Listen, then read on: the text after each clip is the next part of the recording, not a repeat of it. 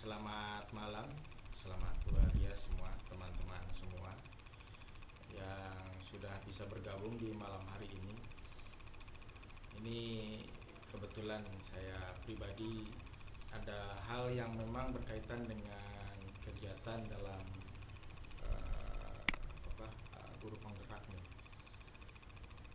Jadi judulnya mencoba untuk mengembangkan diri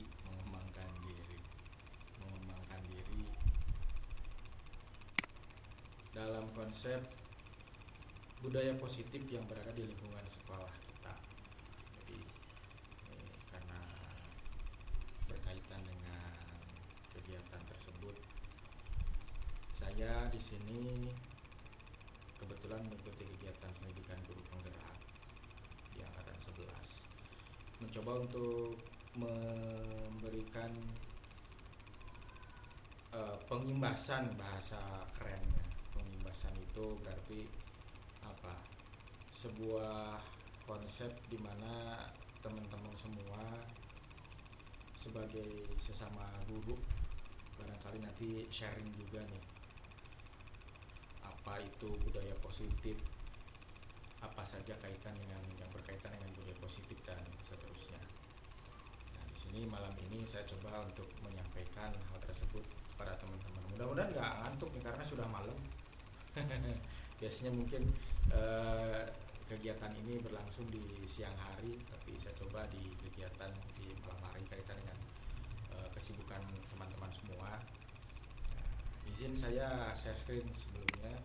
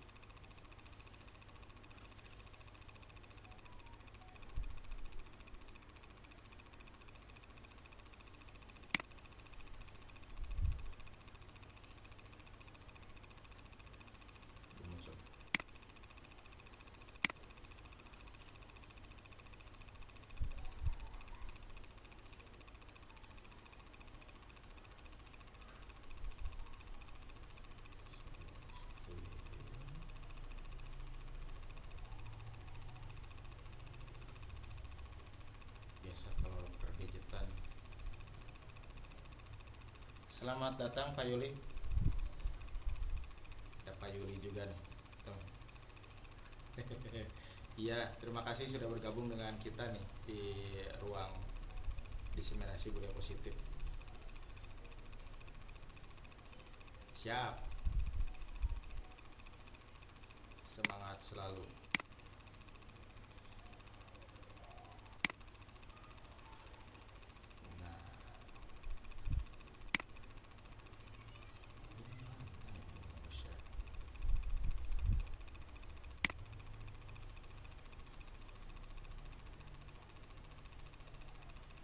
Coba akses yang cepat.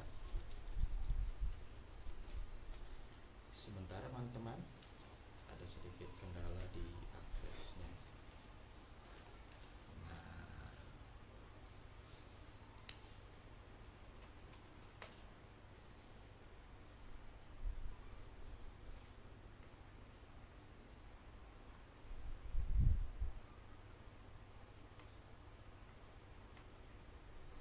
Sebetulnya budaya positif ini barangkali sudah sering kita dengar dalam konteks pendidikan di lingkungan sekolah kita masing-masing.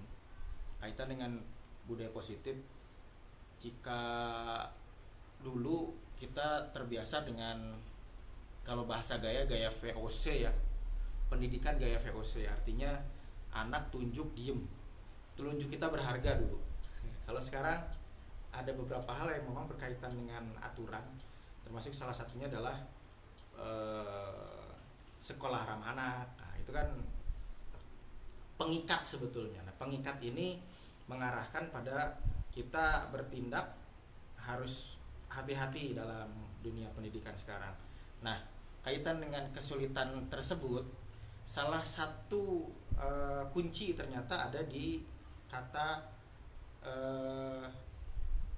ini, budaya positif. Nah, dalam budaya positif ini ada yang namanya salah satunya itu adalah restitusi, segitiga restitusi, dan juga ada konsep keyakinan kelas. Ini mengarah pada kita nggak mesti ada memberikan pada siswa kita sebuah aturan yang keras, biar mereka yang memberikan aturan itu sendiri. Nanti mereka sendiri yang tertarik untuk membuat sebuah konsep manajemen dalam diri mereka sendiri.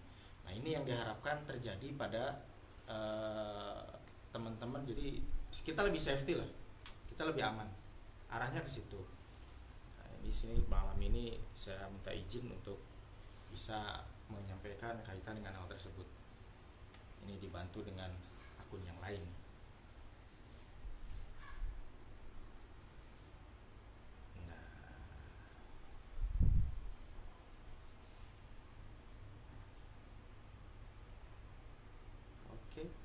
Sudah mulai presenting.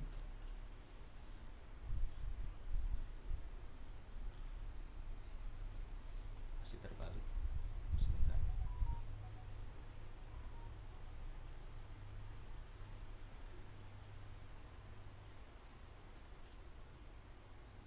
Extension.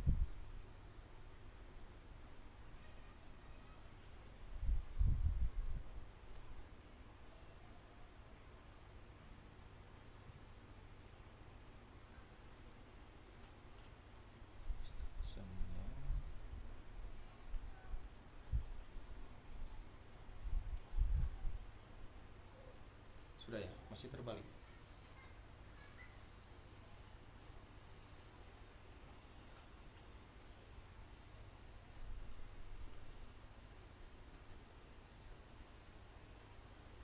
Masih terbalik, saya sabar satu lagi. Sini stop sharing. Coba satu lagi.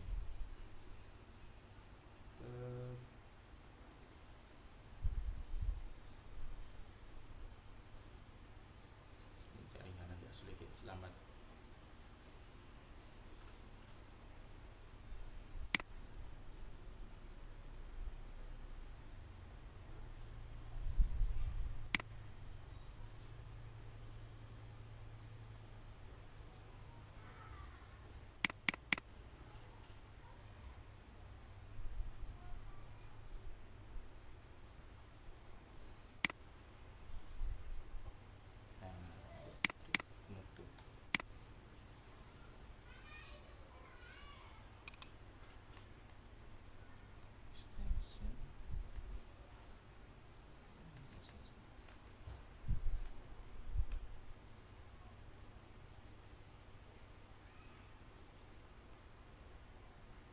Sebentar Bapak Ibu, ada sedikit kendala.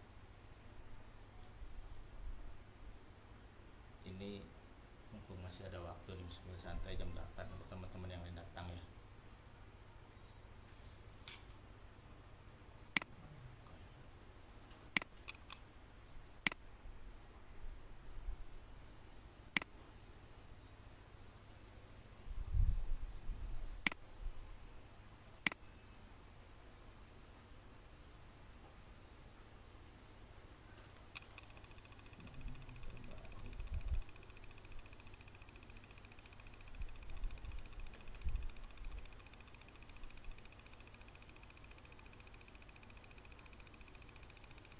Siap.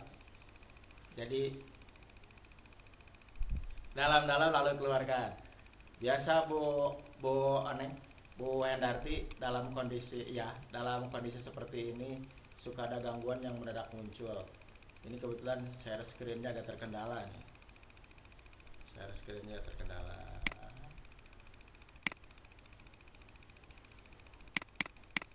Kok muncul ya?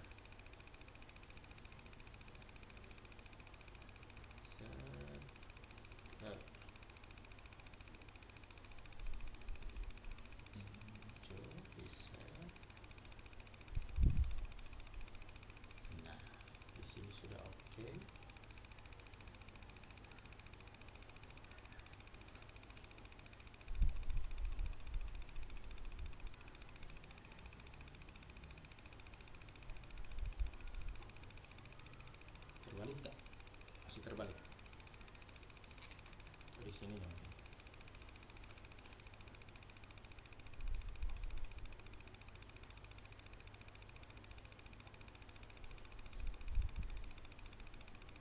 Nah, masih terbalik.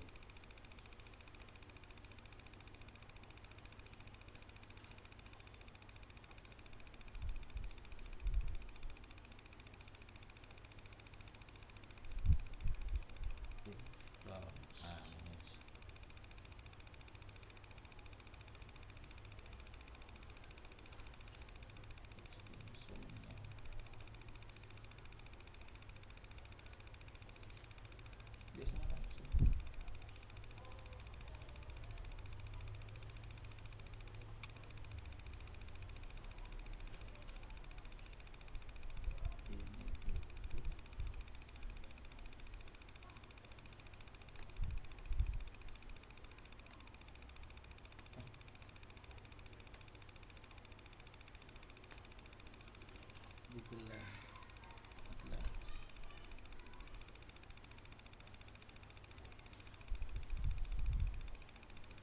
Balik ya.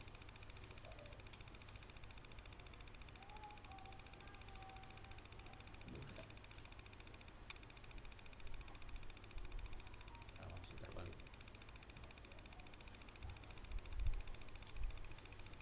Coba di sini.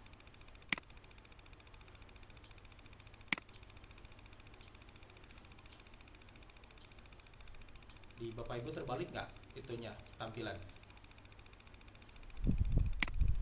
Aman ya? Oh iya, siap. Oke, siap kalau aman. Oke, baik, kalau gitu mari kita lanjutkan. Biasa terkendala permasalahan. Terima kasih teman-teman sekali lagi yang sudah bisa hadir di ruang diseminasi budaya positif. Sekali lagi saya sampaikan tadi bahwa kegiatan ini mengacu ke salah satunya adalah tugas saya sebagai guru penggerak, calon guru penggerak, di mana salah satu tugasnya adalah menggerakkan rekan-rekan semua. Nah, menggerakkan, bahasa kerennya itu. Lebih tepatnya adalah menggerakkan diri saya sendiri. Sebab tanpa saya bergerak, tanpa saya melakukan suatu kegiatan, apalah arti sebuah kata saya sebagai calon guru penggerak. Maka di sini saya mencoba untuk menyampaikan beberapa hal berkaitan dengan budaya positif, salah satunya budaya positif di sekolah Bapak Ibu. Nah, barangkali kita saling berbagi berkaitan dengan hal tersebut. Mohon izin teman-teman semua, saya di sini ada share screen. Nah, ada konsep utama modul budaya positif di sini. Nah, di situ terdapat beberapa hal, teman-teman semua barangkali juga sudah mengetahui bahwa di dalam konsep utama modul budaya positif itu ada perubahan paradigma belajar, lalu kita berbicara disiplin positif. Jadi berbicara disiplin positif yang sering muncul mungkin biasanya ya itu tadi. Kalau zaman dulu tuh sistem VOC gitu sebutnya, bahasa kerennya sekarang. Aslinya sistem VOC bagaimana cara mendisiplinkan anak dengan cara kita berbuat hal yang konsepnya itu tegas, ya kan? Tegas, kadang-kadang kita mengarah ke keras kepada anak. Artinya anak itu bagaimana caranya supaya mengikuti apa yang memang menjadi sebuah arahan atau instruksi atau sebuah aturan. Nah, di dalam konsep hal ini budaya disiplin itu dibunyikan sebagai kata disiplin positif. Apa disiplin positif nanti kita coba bahas. Lalu kebutuhan dasar manusia itu apa saja? Lalu kita lanjutkan dengan motivasi perilaku manusia. Ada posisi kontrol restitusi, artinya kita sebagai seorang pendidik, sebagai seorang pengajar memiliki sebuah kontrol positif. Mengenai kita berada dalam posisi yang mana, kontrol posisi kontrol kita. Lalu keyakinan kelas berkaitan dengan interaksi kita dengan anak-anak secara langsung. Dan terakhir ada konsep segitiga restitusi. Nah, tujuan dari diseminasi kali ini itu adalah kita sebagai guru dapat memahami konsep pendidikan Dr. Ki Hajar Dewantara yang dihubungkan dengan konsep budaya dan lingkungan positif di sekolah yang berpihak pada murid. Jadi konsep pendidikan dalam zaman now itu justru kita kembalikan lagi ke zaman dulu, di mana zaman dulu tuh Ki Hajar Dewantara sebagai seorang pengajar, sebagai seorang pendidik memiliki sebuah konsep Nah, konsep ini, pemikiran ini itu digetok tularkan, bahasa kerennya itu kata Mas Yuli itu begitu, digetok tularkan, dipindahkan secara transfer ilmu kepada guru-guru semua, rekan-rekan semua. Nah, dan selanjutnya guru dapat melakukan evaluasi dan refleksi tentang praktek budaya positif dalam pendidikan untuk menciptakan murid dengan profil pelajar Pancasila. Nah, profil pelajar Pancasila sendiri dulu kita sering digembar-gemburkan dengan konsep berkarakter dan berkarakter. Nah, berkarakter itu sekarang bunyinya adalah profil pelajar Pancasila, di mana pada akhirnya tujuan kita adalah dapat memahami peran kita sebagai pendidik dalam hal membangun budaya positif dengan menerapkan konsep disiplin positif dalam berinteraksi dengan murid. Sehingga kalau bahasa gayanya itu kita akan selamat dengan yang namanya melanggar hak anak. Ada melanggar hak anak. Zaman sekarang seperti itu. Karena anak sekarang beda dengan dulu.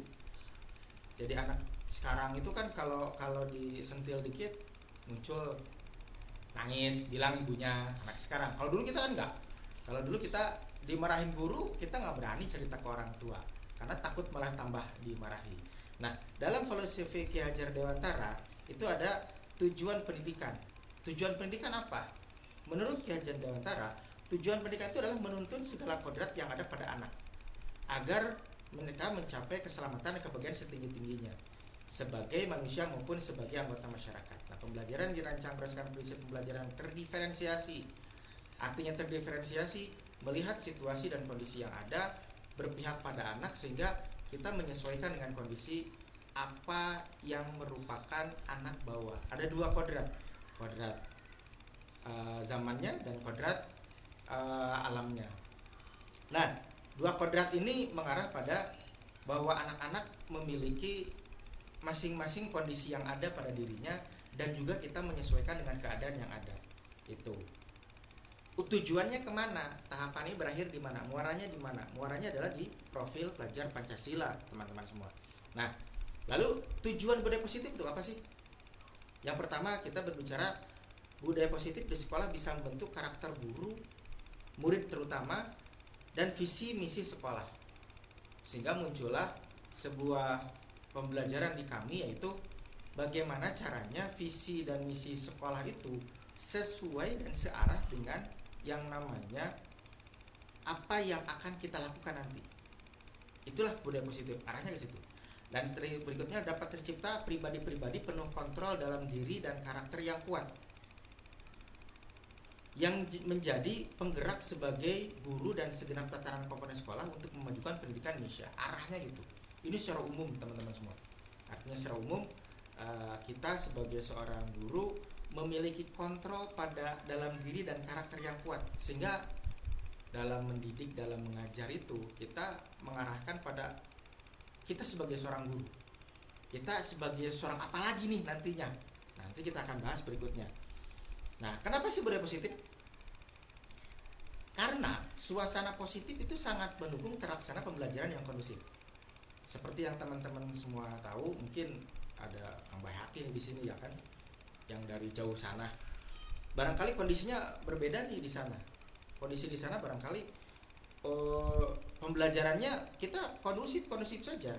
Tapi saking kondusifnya anak-anak terlena kadang-kadang. Nah, ini bagaimana sebuah konsep budaya positif justru bisa mendukung kondisi tersebut yang asalnya adem-adem itu menjadi semangatnya muncul. Kok diam-diam baik? Nah, akhirnya dia muncul karena budaya positif yang dimunculkan di lingkungan sekolah. Itu. Nah, suasana positif itu akan membuat sebuah lingkungan belajar lebih menyenangkan, sehingga proses belajar dapat berjalan tanpa beban dan tanpa tekanan. Semua berdasarkan keinginan dan kesadaran pribadi si anak, pribadi siswa, murid kita. Itu. Sehingga nanti terbentuk karakter yang positif yang dibentuk berdasarkan lingkungan positif tadi dari para siswa kita. Itu. Nah, apa sih budaya positif? Itu kan, apa sih budaya positif? Nah, budaya positif itu adalah nilai atau keyakinan dari kebiasaan-kebiasaan di sekolah yang berpihak pada peserta didik. Sehingga peserta didik menjadi peserta didik yang memiliki pribadi yang bijaksana dan bertanggung jawab. Itu teman-teman semua, arahnya ke sana. Itu pengertian dari konsep budaya positif. Nah, selanjutnya, apakah makna disiplin? Ya kan? Kenapa sih ada konsep disiplin dalam budaya positif? Sebab kita gambarkan sederhananya seperti ini. Ketika kita berkegiatan di keseharian penuh, tentu dimulai dari apa? Dimulai dari bangun tidur. Bangun tidur ada waktunya, tidur juga ada waktunya. Ternyata bangun tidur dan tidur itu seperti layaknya kita menemukan mana sih yang duluan membuat orang terpengaruh dalam kondisi kesehariannya, tidurnya atau bangunnya. Itu, tidurnya atau bangunnya. Dah di antara itu ternyata ada konsep yang disebut dengan disiplin. Jadi tidurnya disiplin, bangunnya pun disiplin. Nah, apa makna disiplin? Secara bahasa nih kita berbicara. Bahasa disebutnya disiplina. Justru disiplina itu mengartikan bahwa sebuah disiplin itu adalah sebuah kata belajar ternyata. Jadi kita belajar dari diri kita, belajar dari kondisi yang ada, kodrat kita sebagai seorang manusia, kita belajar. Karena makna asal kata itu adalah berkonotasi dengan konsep yang ada, maka kita dalam keseharian pun disiplin itu berarti sebuah pembelajaran yang tiada henti akhirnya. Itu. Nah, timbulnya apa? Obedience, kepatuhan. Jadi kita dengan kondisi kita belajar seharian terus menerus, kita akan munculkan kondisi patuh dalam kondisi yang ada. Itu. Nah, di sini ada konsep disiplin positif, Bapak Ibu. Nah, disiplin positif apa?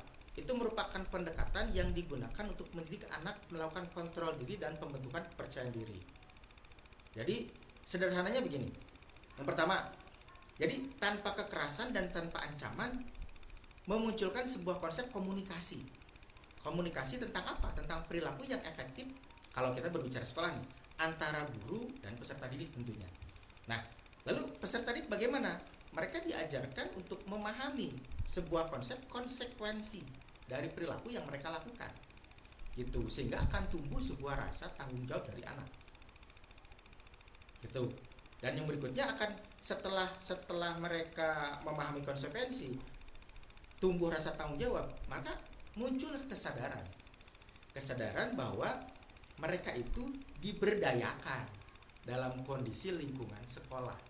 Artinya diberdayakan, apapun yang mereka terima itu adalah merupakan konsekuensi dari hal yang akan mereka nanti terima di masyarakat. Gitu. Nah, KHD itu kurang lebihnya begitu. Gitu. KHD itu begitu. Jadi ketika kita berbicara sekarang tentang KHD, lanjutannya adalah si anak ini akan terjun ke masyarakat. Kita bayangkan oleh kita sekarang kondisi pendidikan zaman sekarang dibandingkan dengan anak-anaknya. Itu jujur saya pribadi kerepotan. Artinya kerepotan untuk memberikan sebuah wawasan pada anak, kita memerlukan energi yang lebih kalau sekarang. Artinya apa? Mereka sebetulnya lebih tahu. Dua hal yang akan muncul. Satu, karena mereka lebih tahu, mereka akan coba ngetes kita. Dan yang kedua, mereka jadi tidak tertarik dengan kondisi kita. Artinya, misalnya sebagai contoh, saya belajar mengajar di pembelajaran materi prakarya perusahaan. Mereka lebih tahu dong kondisi, karena Google itu sekarang keren sekali. Apalagi kita ada Neng AI sekarang kan. Dengan konsep Neng AI sangat mudah kita belajar. Tinggal sebut saja satu kata, maka akan diuraikan oleh Neng AI. Neng AI. Neng AI itu teman-temannya tuh seperti ada chat namanya tuh chat GPT, ya kan? Itu kan satu kata bisa diuraikan dengan sangat sangat luas, sangat lugas. Gitu kurang lebihnya. Nah, ini disiplin positif adalah sebuah kunci, sebuah jawaban dari apa? Dari bagaimana kita bisa memberikan sebuah kontrol diri dan pembentukan kepercayaan diri. Itu yang diharapkan. Nah, ini bentuknya seperti ini teman-teman semua. Disiplin positif kita akan melahirkan apa? Kebaikan dalam konteks profil pelajar Pancasila. Tentu teman-teman semua sudah memahami hal ini, artinya seperti yang kita sudah tahu bahwa sekarang di tingkat yang bawah SD itu sudah mulai, sekolah dasar pun sudah ada yang namanya P5 sekarang, ya kan? Pembentukan profil pelajar Pancasila. Ini maaf sekali, real di masyarakat, real di pelajar. Yang memunculkannya adalah justru terkadang kita melupakan apa? Disiplin positifnya kita lupa.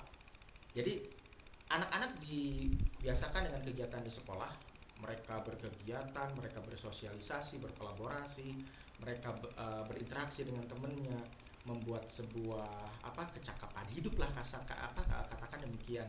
Namun mereka kadang-kadang mereka lupa bahwa di sela-sela kegiatan itu justru ada penumbuhan disiplin positif. Nah, itu yang jangan sampai kita sebagai seorang guru melupakan, bahwa di sela-sela kegiatan P5 yang berkembang di sekolah masing-masing itu disiplin positifnya kita malah lupa. Nah, oleh karena itu di sini saya coba untuk menyampaikan kepada teman-teman mengembangkan apa yang disebut dengan disiplin positif. Barangkali nanti kita bisa saling interaksi.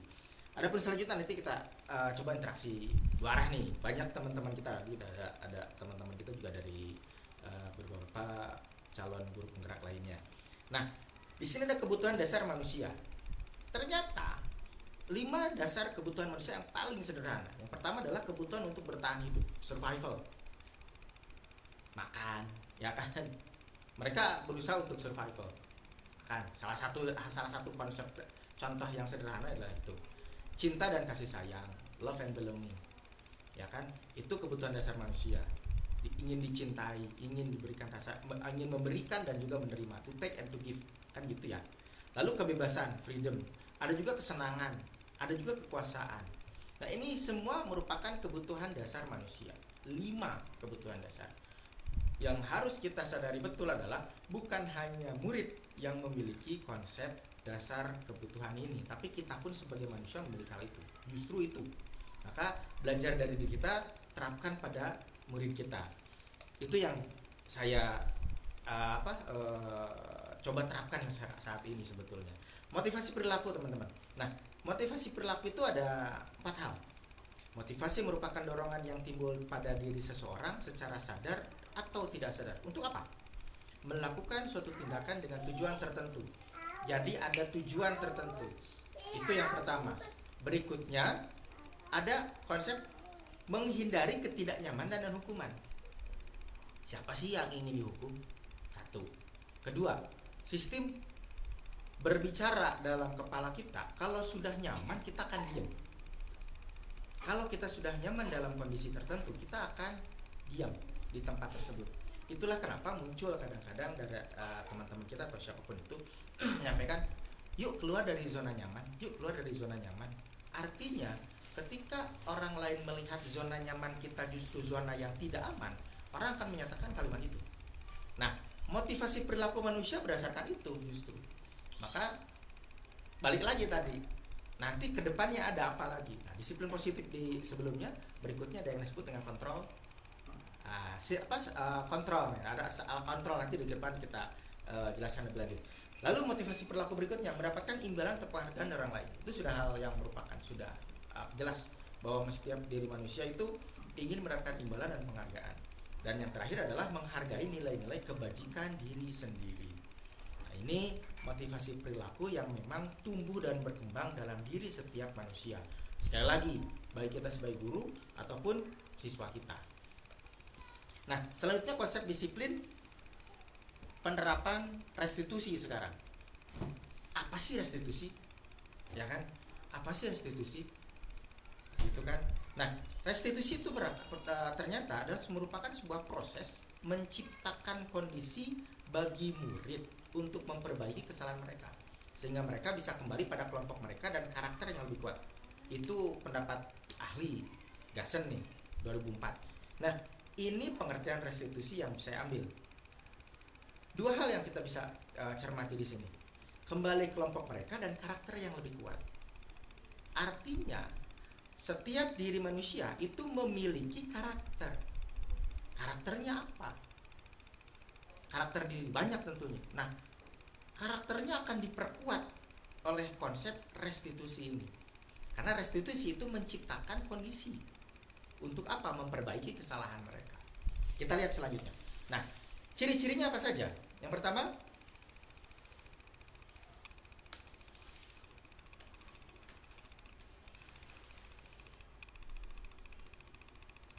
baterainya lupa dicas. Nah, ciri-ciri yang pertama adalah belajar dari kesalahan, bukan menebus kesalahan. Itu ciri-ciri restitusi yang pertama. Yang keduanya, memperbaiki hubungan, tawaran, bukan paksaan. Ini menarik ini, restitusi ini. Yang ketiga, menuntun untuk melihat ke dalam diri. Selanjutnya yang ketiganya, keempat, mencapai kebutuhan dasar yang mendasari tindakan. Fokus, berikutnya nih, fokus pada karakter bukan tindakan. Lalu yang terakhir adalah menguatkan dan fokus pada solusi. Ini kalau lihat dari ujung-ujungnya, kita kadang-kadang justru kamu salah. Itu konsep dari yang pertama. Jadi restitusi bukan berdasar sebuah kesalahan, justru belajar dari kesalahan, bukan menebusnya. Contoh, mohon izin, maaf. Misalkan kita sedang naik motor lalu jatuh. Apa yang terjadi pada kita? Ada kalimat yang menarik. Bukan sakitnya, tapi rasa malunya. Nah, sakit itu belajar. Malu itu kesalahan, menebus kesalahan. Itu yang terjadi. Nah, kita justru lebih mengarah ke rasa malunya, bukan sakitnya. Itu ada seorang tokoh bernama Evans tuh. Dia mempunyai konsep bicycle, naik sepeda. Naik sepeda itu ternyata ada aturannya. Bagaimana orang itu pegang stang, bagaimana orang itu mengayuh, bagaimana menyeimbangkan dan seterusnya. Nah, ketika jatuh itu adalah sebuah konsep belajar. Belajar apa? Dari kesalahan. Kenapa saya bisa jatuh? Ternyata saya kurang menyeimbangkan. Bukan malunya yang dibahas. Nah, restitusi mengarah ke situ. Menyadarkan diri kita bahwa kita nggak belajar dari kita tidak bukan mau menebus sebuah kesalahan, tapi kita belajar dari sebuah kesalahan. Lalu memperbaiki hubungan tawaran, bukan paksaan. Jadi bukan memaksa, tapi memberikan tawaran. Bahasa kerennya bargaining. Anda punya daya tawar, tentu akan lebih kuat. Nah, guru punya daya tawar. Kalau misalkan guru punya daya tawar, anak lebih mudah kita kontrol. Bahasa kerennya tuh kontrol. Itu. Lalu menuntun untuk melihat ke dalam diri. Itu konsep-konsep seperti itu. Ya kan, sampai dengan terakhir menguatkan fokus pada solusi. Solusi, Bapak Ibu. Itu yang terkadang kita lupa. Nah, di restitusi ini kita coba ingatkan kembali. Nah, ada perbedaannya. Perbedaan. Pada kasus siswa terlambat datang ke sekolah. Ini tipe ini siapa yang ngetik? Seolah. Hukuman. Hukuman bagaimana kalau anak dengan konsep hukuman? Contoh, siswa datang terlambat ke sekolah. Kalau hukuman, guru menghukum siswa tersebut lari keliling lapangan 3 kali. Nah, gurunya memberikan tindakan langsung. Itu berarti sebuah konsep hukuman. Kalau konsekuensi gimana? Konsekuensi itu misalkan seperti ini. Guru memberikan konsekuensi untuk membuat tugas sesuai mata pelajaran di jam siswa terlambat 3 kali lipat misalkan. Bahasa gayanya nih. Teman saya di sekolah nih ada yang seperti ini. Datang terlambat. Konsekuensi dong. Kalau hari Selasa bikin cerpen, misal demikian, bikin cerpen. Atau misalkan pas hari Jumat, konsekuensi dong. Tulis ayat suci Al-Quran sekian ayat. Itu konsekuensi. Yang ketiga, ada sebuah konsep restitusi. Bagaimana restitusi menanganinya? Restitusi itu guru menanyakan keyakinan diri. Kalau terjadi pada diri, kalau kelas ya kelas. Dan membantu siswa menyelesaikan masalahnya. Bukan guru itu guru dan siswa itu saling menghormati. Jadi yang pertama kali ketika datang siswa itu yang ditanyakan bukan kamu ini, tapi kenapa? Itu yang munculnya kata kenapa. Kenapa kamu datang terlambat? Gitu. Ternyata anak ini datang terlambat misal karena terlambat naik bis.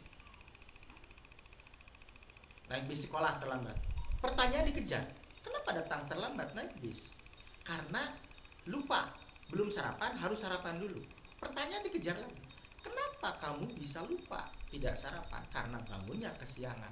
Itu masalahnya. Yang tadi saya sampaikan di awal, seperti berbicara tentang mana duluan sih, telur dulu atau ayam dulu. Ayam itu berasal dari mana? Dari telur atau dari ayam? Nah, ini yang namanya tidur dengan bangun itu sama konsepnya. Permasalahannya di mana dia bangun kesiangan? Ternyata dari tidurnya yang terlalu malam, misalkan demikian. Tapi kok kenapa dia bisa tidur larut malam? Nah, bergeser lagi terus berputar. Nah, restitusi itu justru mengarahkan pada hal tersebut. Nah, ini perbedaannya terlihat teman-teman semua ya. Kalau menghukum seperti apa, kalau bersistem konsekuensi seperti apa, kalau restitusi seperti apa. Nah, 3 kondisi ini yang akan terus berkaitan dengan kita di lingkungan sekolah. Nah, maka muncullah 5 posisi kontrol seorang guru. Kita di sini sekarang mulai membahas tentang apa 5 posisi kontrol. Yang pertama, sebelum itu pendapatnya kan, pendapat siapa sih kontrol guru ini? Katanya sih kata Dr. William Glasser. Jadi guru itu punya 5 kontrol. Kita ada di mana nih? Kita cek nih. Yang pertama, ternyata guru itu memposisikan ada di konsep penghukum. Cirinya apa? Cirinya menggunakan ancaman, hukuman fisik atau verbal untuk memaksa kepatuhan. Bahasa gayanya zaman dulu kan, sistem VOC. Sebutannya begitu. Gitu. Terus ada juga pembuat rasa bersalah. Cirinya bagaimana? Cirinya adalah membuat siswa merasa bersalah atas perilaku mereka dengan menyalahkan mereka secara terus-menerus. Gitu. Side effect yang paling sederhana, anak biasanya nggak percaya diri dengan hal ini. Karena kan kita berbicara tentang, nah kamu tuh gimana sih? Kalimat-kalimat itulah. Kamu tuh gimana sih? Coba kalau begini akan begitu. Ya kan, ya kan. Nah, ya kan itu penekanan. Memunculkan anak itu merasa, ya, aku tuh ternyata berdosa sekali. Aku tuh salah sekali dan seterusnya. Dan berikutnya, naik nih kita. Ada teman kita, ada teman. Cirinya apa? Mencoba menjadi, ini bahasanya, terlalu dekat dengan siswa. Efeknya, kita kehilangan otoritas sebagai seorang guru. Kadang-kadang anak, bahasa gaya keren kita, dikasih hati minta jantung, ya kan? Akhirnya anak meluncak dan seterusnya. Itu konsep teman nih, ya kan? Terlepas dari itu, kita berikutnya ada pemantau. Pemantau itu apa? Fokus pada aturan dan pengawasan. Jadi fokus pada aturan dan pengawasan. Side effect-nya, membangun hubungan kurang siswa dengan siswa itu menjadi kurang, karena kita sebagai pemantau saja melihat, oh aturannya begini nih, nah kamu tuh aturannya begini loh, nah seterusnya gitu. Nah, yang terakhir, yang kalau kata Bu Fitrian, di teman saya nih, hadir juga di sini kebetulan, itu cirinya menekankan tanggung jawab siswa. Dia kalau sudah memakai kontrol sebagai manajer, dia akan membangun sebuah hubungan positif dan akan menggunakan konsekuensi logis. Ini yang di awal kita berbicara tadi, hukuman anak kalau anak datang terlambat. Nah, next, yuk kita cek contoh. Nanti teman-teman bantu ya. Dibantu ya. Penghukum nih, siswa tidak memakai atribut lengkap. Yang pertama, contohnya, patuhi aturan sekolah lalu berdiri depan barisan. Tuh, 1. Yang kedua, saya nih, tidak patuh lari 3 keliling lapangan. Itu penghukum. Nah, sekarang saya coba teman-teman, ada yang bisa nggak satu orang ngasih contoh 1 tentang konsep penghukum yang menurut teman-teman sudah mulai ada sedikit gambaran berkaitan dengan konsep si kontrol guru ini. Ada barangkali yang mau menyampaikan? Silakan.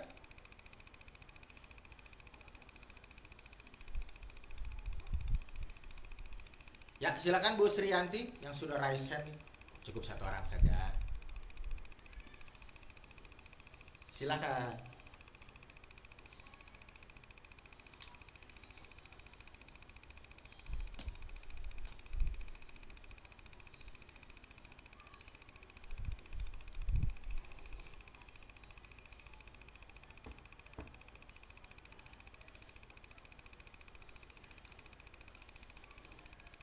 Oh, oke.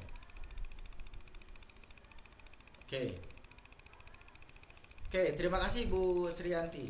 Nah, ada sebuah contoh lain ternyata dari Bu Sriyanti. Kalau datang terlambat, suruh berdiri depan kelas. Misalkan, kalau zaman dulu gini ya posisinya ya. Telinga ditempel, kaki diangkat sebelah. Itu dulu seperti itu. Barangkali teman-teman yang mau menanggapi, silakan. Contoh dari Bu Sri berkaitan dengan ini nih, kontrol guru sebagai penghukum. Ada yang mau menanggapi, silakan. Barangkali teman-teman raise hand saja.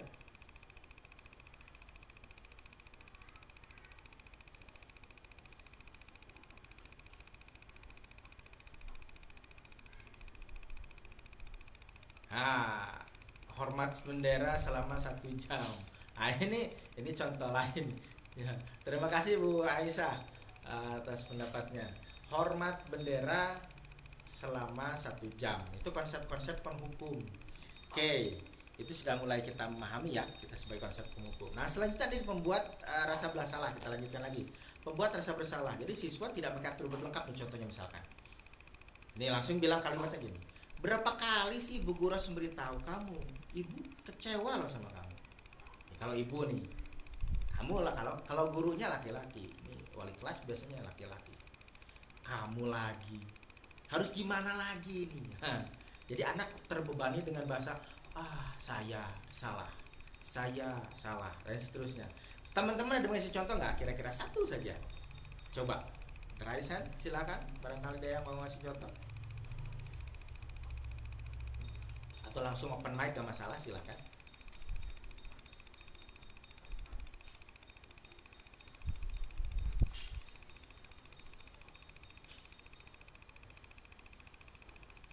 Membuat rasa bersalah. Jadi siswa tidak memakai atribut lengkap, contohnya itu kesalahannya. Kalau dibikin statement yang membuat rasa bersalah muncul, kira-kira bagaimana? Ada yang mau kasih contoh? Atau kita lanjut saja dulu ya ke berikutnya nih. Masih ada yang berikutnya. Nih contoh yang lain. Siswa tidak memakai atribut lengkap masih dengan contoh yang sama.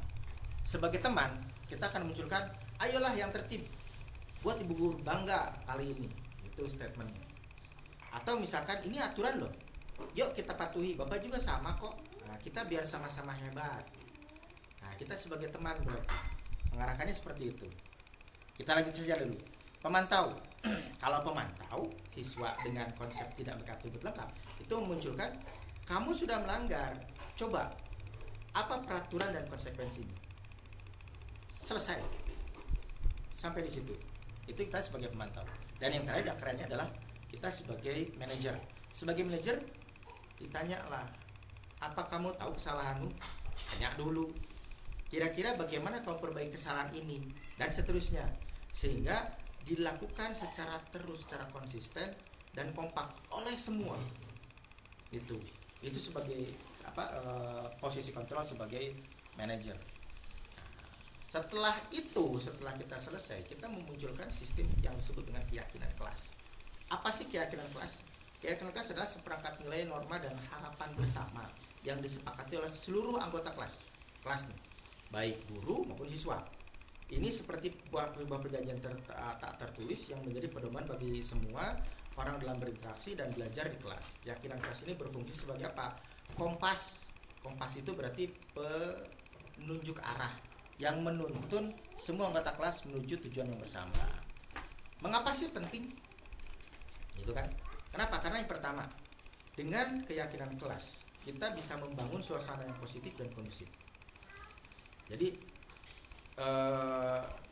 siswa merasa lebih aman, nyaman, dan termotivasi untuk belajar. Artinya kalau ada sebuah konsep keyakinan kelas, karena kan keyakinan kelas datang dari diri kita, teman-temannya, siswa, itu, sehingga mereka akan lebih merasa, saya nggak ada apa-apa di kelas ini, saya nyaman di kelas ini, itu. Lalu meningkatkan rasa tanggung jawab, di mana keyakinan kelas mendorong siswa untuk bertanggung jawab atas perilaku dan pembelajaran mereka sendiri, itu. Lalu memperkuat hubungan antara anggota kelas. Karena ada keyakinan kelas, itu menjadi perekat yang menyatukan siswa dan guru. Sehingga muncullah hubungan yang saling hormat dan menghormati, saling mendukung. Dan yang terakhir kita berbicara tentang menciptakan lingkungan belajar yang efektif. Belajar yang efektif, kembali lagi ke konsep belajar. Bahwa tujuan kita di belajar memunculkan kelas yang memiliki pemahaman yang sama. Contoh misalkan ketika guru di tingkat SMA misalkan, kita ambil contoh. Ketika SMA di kelas 11, anak-anak sudah mulai berpikir saya mau kuliah nanti kemana. Kalau saya mau kuliah kemana, berarti saya harus berada di ruang kelas yang mengarah ke sana. Misal contoh saya ingin jadi nanti masuk ke kesehatan, kedokteran, maka mata pelajaran pemilihan saya adalah salah satunya adalah biologi. Jangan ngambil fisika, karena fisika bukan bagian saya. Fisika itu nggak ada sambungannya dengan yang namanya nanti di unsur kesehatan. Nah ini kalau pemahamannya sama semua, akan tercipta sebuah lingkungan yang pemikirannya sama, pembelajarannya pun akan lebih efisien dan efektif karena semua sama arah tujuannya. Sekolah tinggi kesehatan, misalkan seperti itu. Nah, selanjutnya keyakinan kelasnya sendiri sebagai kita contoh nih. Contoh keyakinan kelas. Yang pertama, kami saling menghormati satu sama lain. Keyakinan kelas. Tapi ditanya dulu dong ke si anak-anaknya. Terus kami aktif dalam pembelajaran. Jadi ketika muncul dalam kelas semuanya aktif, ada yang acungkan tangan bertanya, lainnya merespon gitu. Terus kami bertanggung jawab atas pekerjaan kami, mengerjakan tugas bersama secara berkelompok. Ini suatu studi kasus yang sangat real dalam kelas saya. Kebetulan kelas ini akan membuat sebuah tugas yang asalnya kelompok kecil menjadi kelompok besar. Kalau kelompok kecil berjalan, kelompok besar akan berjalan. Jadi kelompok kecil ini ada 6 kelompok kecil dan kelompok besar itu adalah satu kelas. Kalau mereka yang kelompok kecilnya bisa bertanggung jawab pada pekerjaan mereka, maka kelompok besar itu akan sukses. Secara konsep pembelajaran, secara konsep kalau mereka tujuan goals mereka itu akan nilai. Secara konsep apa yang mereka sebut dengan nilai yang baik nantinya. Dan kami terbuka terhadap ide baru sehingga teman-temannya saling menghargai dong kalau misalkan ada terbuka ide baru. Terus berikutnya, kami bekerja sama untuk mencapai tujuan bersama. Tujuan, kembali ke konsep tujuan. Nah, ini keyakinan kelas nih, cara bikinnya. Nah, teman-teman semua bisa dilihat di sini. Cara bikinnya. Yang pertama, libatkan semua anggota kelas. Jangan sampai terdikotomikan. Mohon maaf, terkadang di kelas kita ada disebut dengan empty chairs student. Jadi siswa yang menempati kursi kosong disebutnya. Dia ada tapi dia tidak ada. Diem saja di kelas. Ditanya baru ngomong. Teman-temannya kadang-kadang bukan menjauhi, tapi teman-temannya sudah mindsetnya sudah terbentuk bahwa teman saya ini tuh kalau diajak ngomong tuh susah, Pak. Gitu. Kadang-kadang diajak ngobrol malah diajak ngomong malah dia yang marah-marah. Ada seperti itu. Nah itu anak yang disebutnya empty chair student. Ini penelitian lama dari teman-teman kita di universitas. Jadi melibatkan siap Pak Andreasa? Kepijit atau memang raise hand? Ada yang tanyakan? Barangkali? Gak masalah. Kepijit mungkin. Nah, melibatkan semua anggota kelas artinya semua harus berpartisipasi. Yang berikutnya, gunakan bahasa yang sederhana dan mudah difahami, hindari bahasa yang formal atau rumit. Kalau mengarah ke sini, posisi kontrol kita sebagai teman akhirnya, sebagai seorang guru. Kita ngebaur dengan kita blend dengan siswa, gitu. Lalu berikutnya, buat keyakinan kelas yang relevan dan spesifik. Artinya, sesuaikan keyakinan kelas dengan konteks pembelajaran dan nilai-nilai yang ditanamkan. Apa sih yang ditanamkan kita sama teman-teman siswa kita? Lalu visualisasikan keyakinan kelas. Artinya, buat poster, tulisan-tulisan dalam kelas. Itu kalau dulu zaman saya masih sekolah, itu biasanya memvisualisasikan kelas dengan gambar-gambar. Karena tujuan kita adalah senang, fun, nyaman di kelas. Buat gambar Spider-Man di kelas, buat gambar Minnie Mouse yang perempuannya di kelas, atau menggambar pohon di kelas. Itu sebetulnya itu yang mengarah ke pembelajaran yang mengasihkan di kelas. Jadi apa? Divisualisasikan. Ini jarang terjadi di sekolah-sekolah. Kenapa? Karena ada aturan kadang-kadang. Aturan berkaitan dengan ruangan ini nggak boleh dirubah karena aturan. Ruangan ini harus memang kursi seperti ini warnanya karena memang aturan. Nah ini kita perlu kerjasama dengan stakeholder lain di sekolah untuk membuat sebuah perubahan yang signifikan. Itu kadang-kadang ada statement kan, atau utama sekolahnya di TKW bukan di SMA atau di SMP atau di SD kan begitu. Padahal tidak seperti itu. Lalu evaluasi dan tinjau ulang secara berkala. Artinya evaluasi diperlukan. Itu rencana, kerja, kontrol. Terakhir evaluasi. Jadi direncanakan, dikontrol, direncanakan, dikerjakan, lalu dikontrol, lalu dievaluasi sama kita. Nah, berkala. Artinya berkala, dilihat apakah keyakinan kelas ini masih relevan nggak, masih perlu nggak. Kalau misalkan nggak perlu, rubah. Itu. Jadi fleksibel keyakinan kelas ini. Itu. Manfaatnya apa sih? Meningkatkan prestasi belajar siswa. Itu. Dan selanjutnya, nah ini segitiga restitusi teman-teman. Segitiga restitusi yang tadi kita bahas. Siap Pak Yuli, ada yang mau ditanyakan?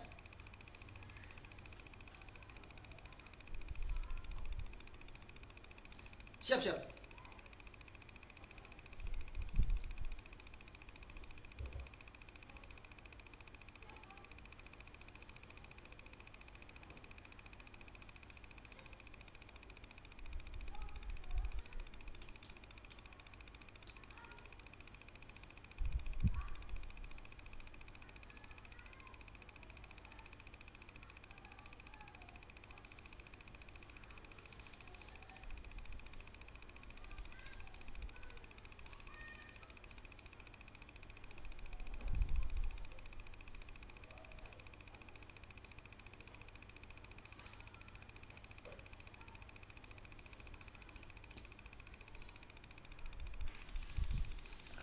Pertanyaan yang sangat menarik ini dari Pak Yuli. Bagus sekali, baik sekali pertanyaannya. Rekan-rekan yang lain ada menanggapi nggak kira-kira nih dari Pak Yuli? Ini baik sekali nih. Ada sebuah konsep di mana seorang guru memberikan sebuah keyakinan kelas, tapi guru yang lain justru ini nggak sesuai dengan kita. Ya, silakan Bu Hendarti.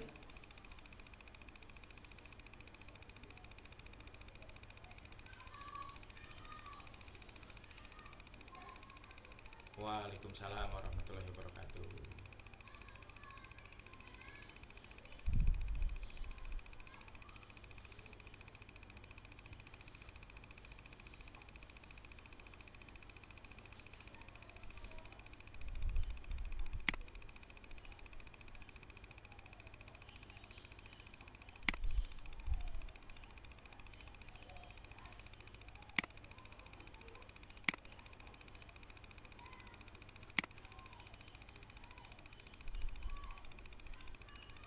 Ya.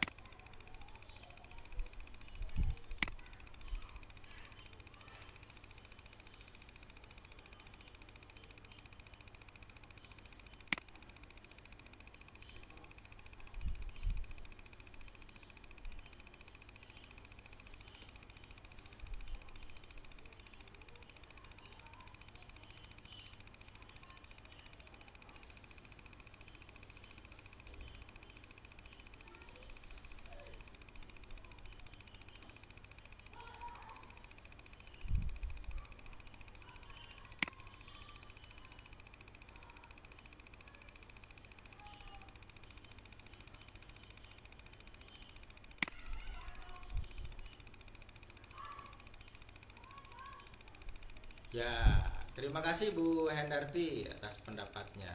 Nah, seperti itu nih Pak Yuli ini. Nah, barangkali teman-teman yang lain ada yang mau berpendapat mengenai hal tersebut. Ini sudah sangat hebat sekali ya yang disampaikan oleh Bu Hendarti.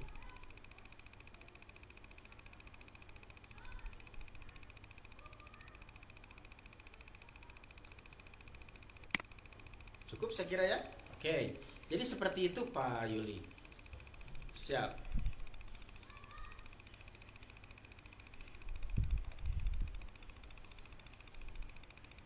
Betul. Iya, ya betul sekali. Betul sekali Pak Yuli. Ya, betul. Nah,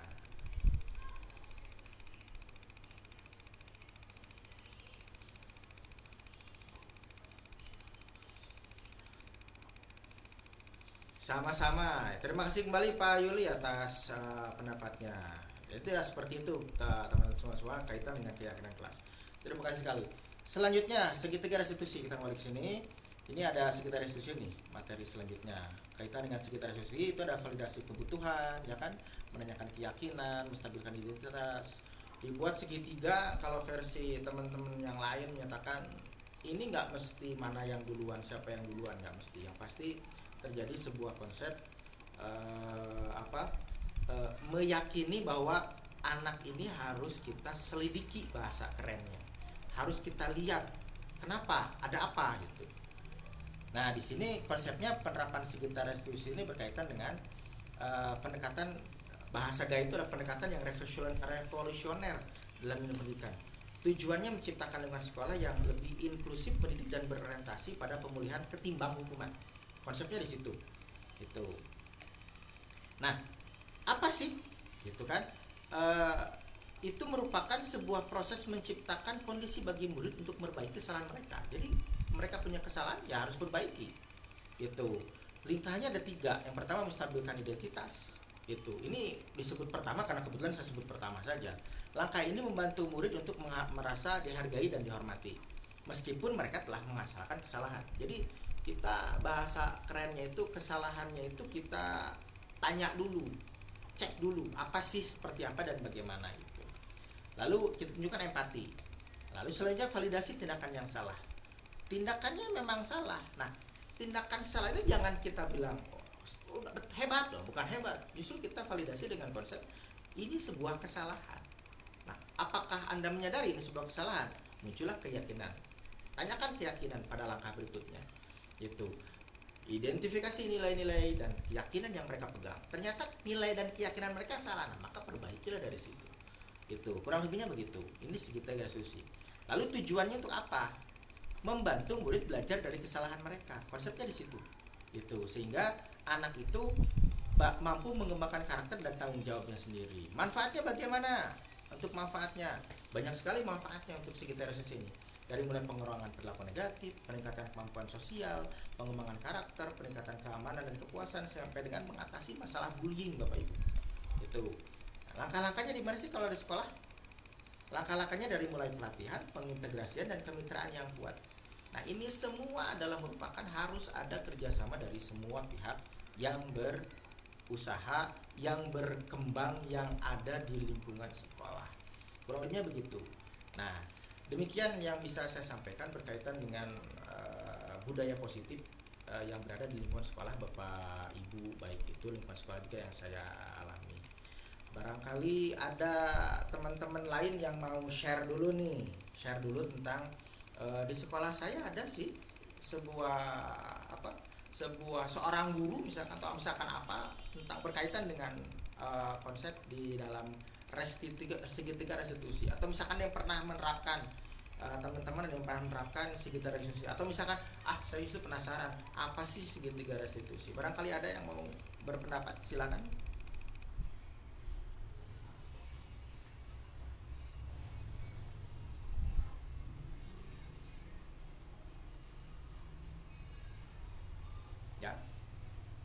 Ya, Bu Hendarti dipersilakan.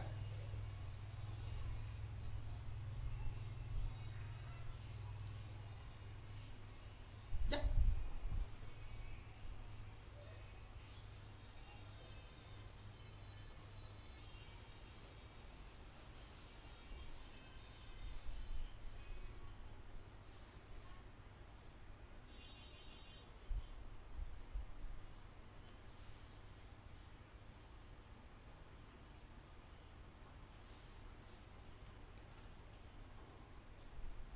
Ya.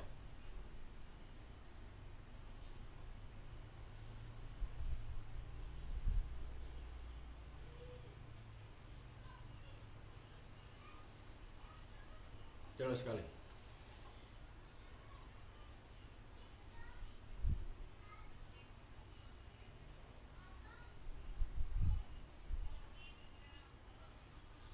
Betul, betul sekali. Ya,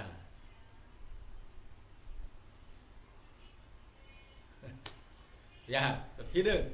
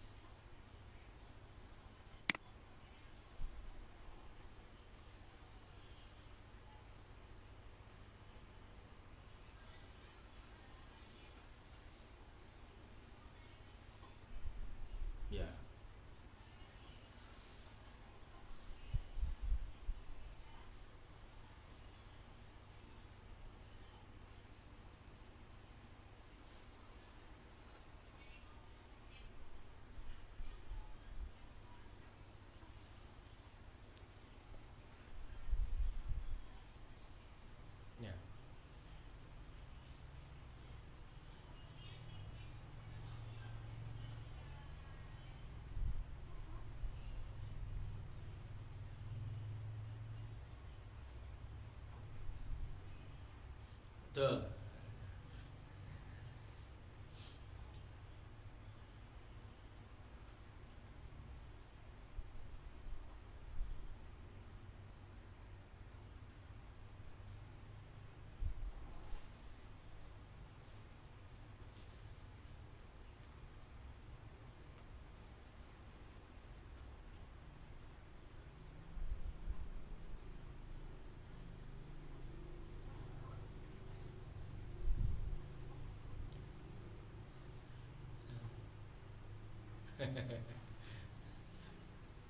Tuh, sekolah ramah anak.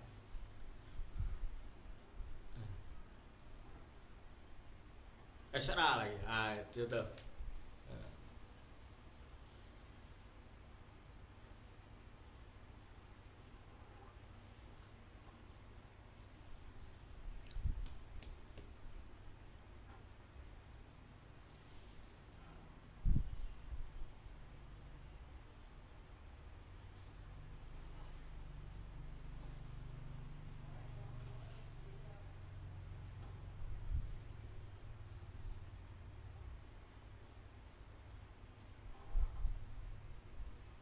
Ya.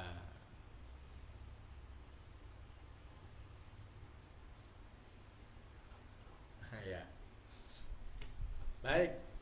Terima kasih sekali Bu Hendarti. Ini patut layak diucapkan jempol ini buat Bu Hendarti yang sudah memberikan pendapatnya. Artinya ya, betul sekali bahwa konsep segitiga restitusi ini bukan hanya berbicara tentang guru, bukan hanya berbicara tentang aturan, bukan hanya berbicara tentang kondisi, tapi berbicara tentang kita memiliki tujuan yang sama, yaitu memberdayakan, mengembangkan, dan terus membuat sebuah generasi yang lebih baik daripada generasi sebelumnya. Kurang lebihnya begitu barangkali punya Bu Hendarti ya. Baik teman-teman, waktu sudah semakin larut nih, barangkali sudah cukup juga. Atau barangkali teman-teman yang masih ada yang mau sharing, boleh kita sharing di malam hari ini. Dipersilakan barangkali misalkan bisa mau sharing teman-teman. Ini Pak Rizal ngapain ini dari tadi barangkali begitu.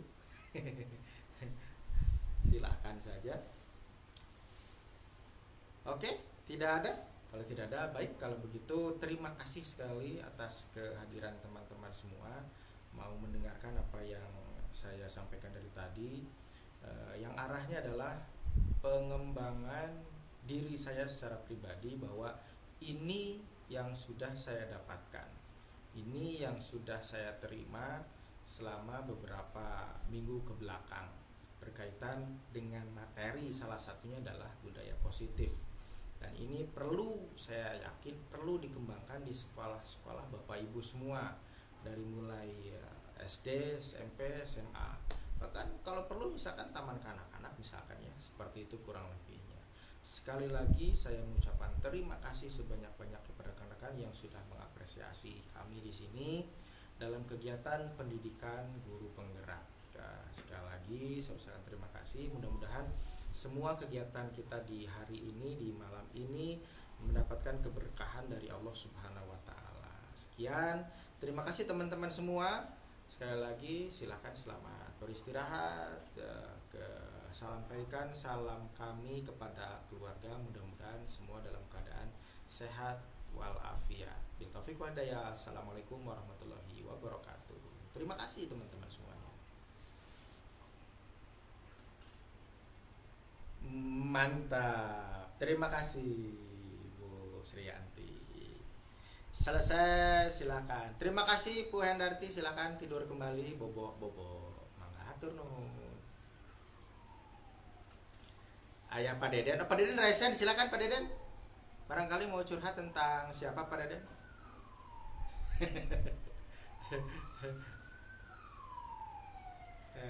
Silakan Pak Deden. Rasyad, boleh Pak Deden, silakan diceritakan saja. Terima kasih Bu Sriyanti, teman-teman, Bu Aisyah juga, teman-teman dari CGP nih. Saya rekam, terima kasih, saya off ya rekamannya, saya off.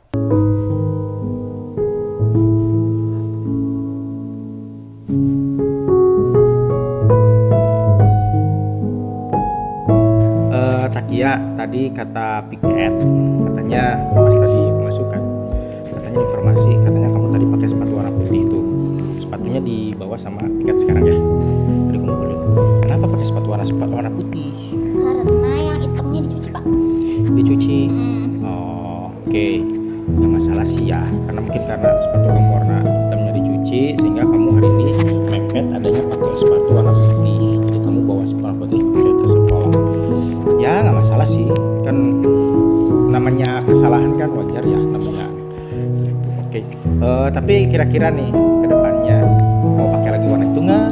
Kalau kepepet kayaknya bakal pakai. Kalau kepepet nggak pakai, ya nggak masalah juga sih sebetulnya kalau kepepet kan. Tapi kira-kira kalau misalkan kondisinya kamu lagi memang sepatu yang putihnya standby tapi hitam juga ada, kira-kira mau pakai yang mana? Yang menyesuaikan ya, kayak kalau misalkan lagi moodnya pakai yang hitam, pakai yang hitam. Oke. Jadi intinya kamu ke depannya mungkin tidak akan lagi pakai yang warna selain warna hitam buat ke sekolah kan? Oke, kalau gitu sip. Makasih ya. Iya, sama-sama. Gun, nih kata teman kamu sama piket tadi, katanya kamu kesiangan nih hari ini ya? Ya Pak, siangan. Itu kenapa kesiangan? Ini Pak tidurnya tuh agak malam Pak. Oh. Jadi tidurnya kesiangan. Terus emang mandi berangkat jam berapa tadi? Tadi berangkat mandi jam 6.25. Ah. Sarap 6.35 beres. 6.40 teh udah berangkat Pak. Oh. Berarti intinya harus lebih pagi kali ya, Iya, berangkatnya ya. Nggak masalah sih, yang kesiangan kan hal yang wajar ya kan. Namanya juga anak. Yang pasti untuk selanjutnya bisa jadi kamu harusnya bangun lebih lebih pagi kan. Lebih pagi berarti berangkatnya bisa lebih pagi kan. Oke, nggak masalah deh.